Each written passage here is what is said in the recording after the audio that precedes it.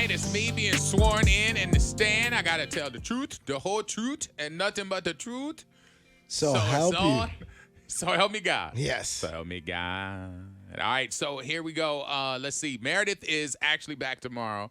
She's went to New York and did a Yankees game. If you saw her on social media, she's like, I don't know word one about baseball. I'm but jealous. She went up there because her man is the huge Yankees fan, so it was a great look for Anthony to get up there. She did hit some other stuff that she was into, but just not the baseball game. So she'll be back tomorrow. But today, that means it's all on you. It's all me. To give these questions and also to grab questions from the audience from me. So I get one pass and I get one boomerang back to you that you have to answer any question that I answer. I can boomerang that back. So what we got? You the boss man. Oh, you the program director. I want to know the best thing and the worst thing about being a program director for WiLD. The best thing and the worst thing about being PD or WiLD. Yeah, best part and the worst part about being PD. All right. The best thing is the creativity. Like when you're a program director, just for those that don't understand, program director is like the not the boss, but kind of like the shift commander or shift director or whatever. It's not like your big boss, but you do kind of you're in those meetings and the creativity that comes along with it. Like us when we do the Dr. Adams giveaways, us when we do the Way Back Wednesday shirt line that we're doing, or like the fact that we're launching 9 o'clock, the classic, workday kickoff. Like, so we could do a 90s and 2000s kind of mix. Like we come up with those ideas. We sit down with a bunch of people in the room and really kind of hash those out. So that creativity, the ability to be able to do that and kind of answer listeners who are going at us online and want to see different growth spaces, that's a good thing. The bad part, it's not bad, but it's not as great, is just the weight on your shoulders because you're in charge, but you're not.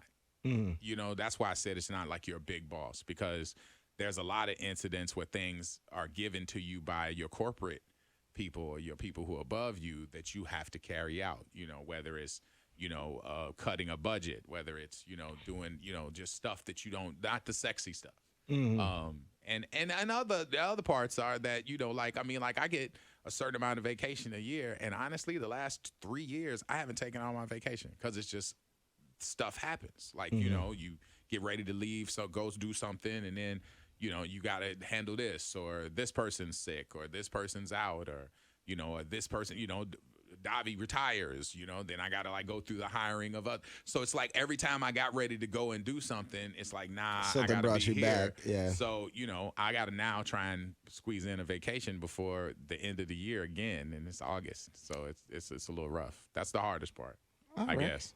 All right. Long story short, I guess. All right. So Meredith is not here, but I'm going to ask a Meredith-esque question. Did she leave this one? Because No. I hate when she leaves questions. I was just trying to put myself in Meredith's head, and I'm like, what would she ask? Okay. Sorry. Everybody knows one-night stands are weird, especially if you run into the person unexpectedly. Really going into after. A Meredith bag yes, right now. This is a Meredith back here. Okay. I want to know if you've, ever had a one-night stand, and have you ever crossed paths with them again? Yeah, I've had one. Of course, everybody's had. I would think everybody's had one night stands. Oh, I know that, but I'm trying to see the crossing paths part. Okay. Any weird situations? Okay. So, so I had a one night stand, and we were okay. Everything went down. I'm not even gonna get into all that. And we didn't really communicate after that, like in true one night stand fashion. It was just kind of like a bye-bye. And then we had to find my daughter a school. And my ex at the time was like, yo, I want to go visit this school in our neighborhood, see how it is. Let's go take the tour. And so I had to meet her there. And so she's there with my daughter, and I pull up, and then we walk in, and I see this girl, and I'm like, Like she's the principal? She no, she was like the person who was doing the tour. She was the administrator. Oh. And I'm like, oh, maybe she don't remember me. She did, but she didn't say nothing. But the Real looks one. back and forth were like, yo, this could like really like be a problem at any point. Like, and it was really weird. And then afterwards, after we was like, I was hoping, I'm like, I hope she ain't feeling this school. And she ended up like, we ended up sending my daughter to another school. And then I heard from the chick like right after, like, okay, that was awkward. And I'm like, okay, yeah, that was. I appreciate it though. Thanks. Bye-bye. And yeah, we never circled back. Yeah, never circled back. She never hit you up after that again? No, I mean, we stayed in touch, but I mean, that was just like social media high and by then. After that, it wasn't nothing else popped up. All right. Cool. Yeah. And then one more. Out of the 941, and this was actually a question that I was going to ask, and I just saw them come through with it. Has there ever, I mean, not has there ever, but everybody has, a couple decisions that they made throughout their life that they wish they could take back. If you can take one thing and change one thing about your life, a decision, anything, anything. If you could change one thing, what would it be that happened throughout your life? Throughout life, one thing, that question is, I mean, this might be too deep, but when I left to go to college and come down here, I didn't go home a lot. I went home on holidays, but I wasn't like really running back and forth going home because I was like, I'm in Florida. That's Indiana. It's like it's not as sexy. And my parents didn't come down here a lot, so there was a span when I first started working in radio and didn't take breaks, like because I was trying to get on. I didn't go home a lot for those holidays because those were the days you could work, so people took vacation, so I would stay. And I missed out. It hits me now because my mom and my dad both are gone that I missed out on a bunch of time. I caught up when I had daughters, and then it was like they were like, we seeing our grandbabies, so I'm taking them up there for the summer. I'm going back and getting them. I'm seeing my parents more. They're coming down here more. But there was a block of time that I missed probably those real active parts with my parents because I was too into it. Like I was just grinding too much. It wasn't like I was just studying. I was studying, but I was studying to get into the radio thing.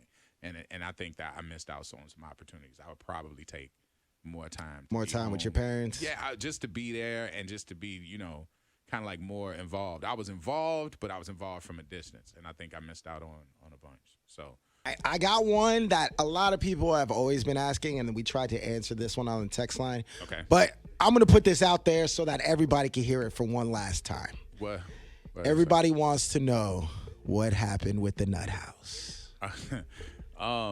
Okay. All right. Well, I mean, basically, this what's happening to everybody. I mean, I can't speak for everybody, but I know that I'm hearing of people who are going through stuff at their companies, which are like restructuring and downsizing and all that. And we ended up, losing. Not when I say we, I mean like our company. We had like 68 different stations from around the country. And there was like a restructuring, a cut, downsize, whatever you want to call it, layoffs or whatever, just because of, the economy. And we all lost QIK, Q105, WiLD. We all lost bodies. And one of the things that came down was that, we were taking the 2-person show, which was a great deal for us. And honestly, I've worked with Stiff and Buck for 22 and 23 years.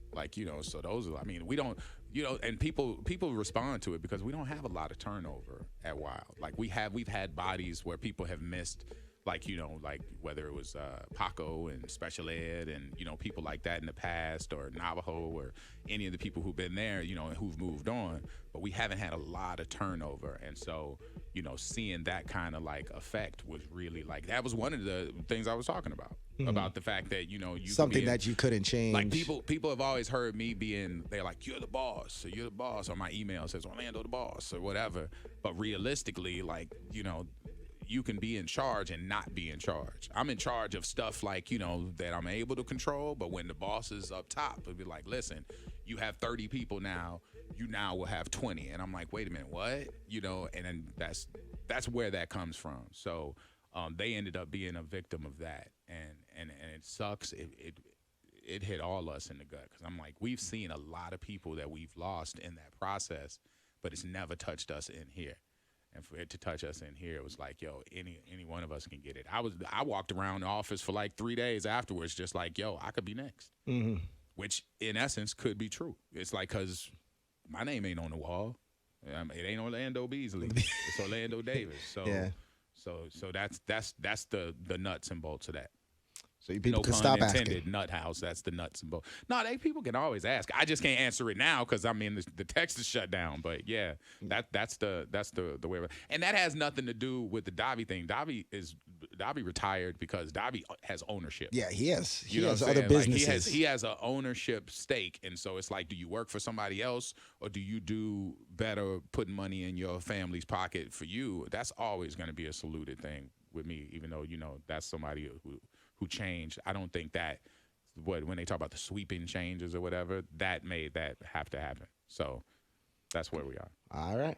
Out of the 646, Orlando, what would you do if you caught your daughters smoking weed? What would I do if I caught my daughter smoking weed? Yeah, that's the question.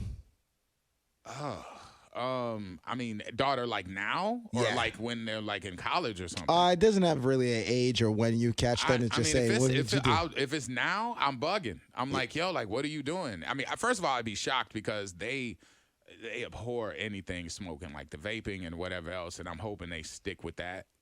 But I do know with kids around them, their influences are going to be different now, especially because they're in public school now. But I would be shocked, but then I would just sit down and kind of talk to them about. I mean, you can't whoop it out of them, I wish you could, but you can't. I do think that I would sit down and explain it to them and just be like, man, everything that you want to do with dance, with being healthy, with all of the health stuff that they do focus on, I'm like, all that's shot to hell if you are smoking and putting all of those chemicals into your system. So I would have that conversation and then kind of show them that how that goes.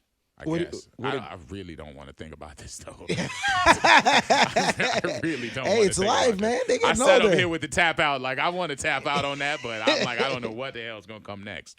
Okay. All right, Yeah. last one. Yeah. Out of the 813, they would like you to name something that you love and then something that you hate about every day part here at Wild. So me, Meredith, Joey, Babs, something that you love and something that you hate about us. And Joey's here to hear. Why are you leaning in my face like that? What's the problem? Joey? Come on, Joey. Come here, Joey. Joey, listen. All right, Joey is staring at me right now. He's getting ready for that 9 o'clock classic, yeah. classic kickoff. What do I love and what do I hate about each individual day part? Like, that's, oh man. About the freak show, I love the fact that we get to come in here and wild out and do what we do. What do I hate? I hate it's early in the morning. I guess. I mean, I hate that part. I mean, it is quite early. About the midday show, I mean, I don't know. I don't hate anything about. He hates my mustache. I hate Joey's thighs being out every time he come in the room because he's always got those hoochie daddy shorts on.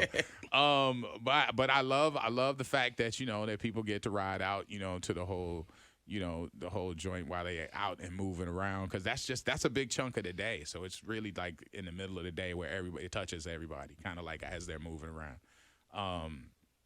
Babs in the afternoon, I love the fact that she is kind of like plugged in. Like, she talks about a lot of different topics and stuff that is kind of moving fast throughout the show. So it's not long breaks that they used to like shut down.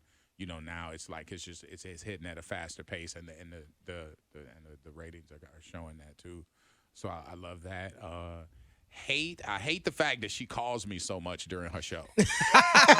every time she got something to say, she rings me on the phone. I'm like, hello. She's like, guess what? And I'm like, it's just always gossip. It's never really anything I need to know. So I'm like, I'll shut down my day for her all the time.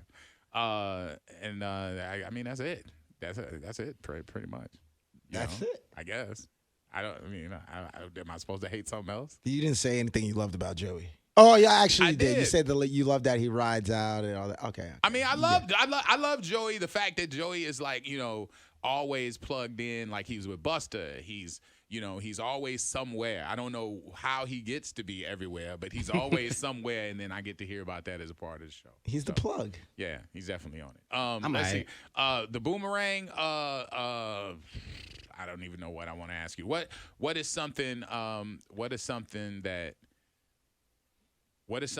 you wish you would have done differently in your past? Oh. Is this for me and Joey or just for me? I mean, it's just for you because you asked the question, but I mean, Joey can answer it. But I mean, something that I could have changed. You ever like hear those people when they're like, "Oh yeah, when I was back in high school, I would have done this, I would have done that." I wish I would have applied myself more when I was back in high school.